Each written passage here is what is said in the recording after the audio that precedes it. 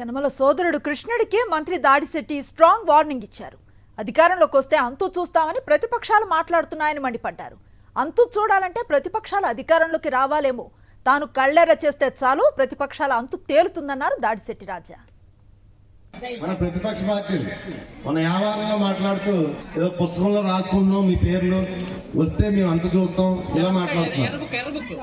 ఏదో అదే పుస్తకంలో రాసుకుంటాం, మీ పేర్లు వస్తే ఆళ్ళని చూస్తాం, వస్తే ఏళ్ళని చూస్తాం. మీరు ఇంకా కంగారు పడకండి, మీరు రారు. మీరు అంత చూడాలంటే మీరు రావాలి. నేను అంత చూడాలంటే నేను రావసరం లేదు. మీకు గుర్తుండే ఉంటది, ఇల్లు వాకిలే వదిలేసి 4 రోజులు నేను ప్రతిపక్ష ఎమ్మెల్యేగా ఉండగా ఊరు వదిలేసి పారిపోయారు. లింగిళ్ళు కట్టు బట్ట భార్య పిల్లల్ని తీసుకుని ఏ వినగరం పారిపోయి 4 రోజులు దాక్కున్నారు. నాకైతే అధికారం అవసరం లేదు, నేను కళ్ళెర చేస్తే చాలు మీకు గురించి.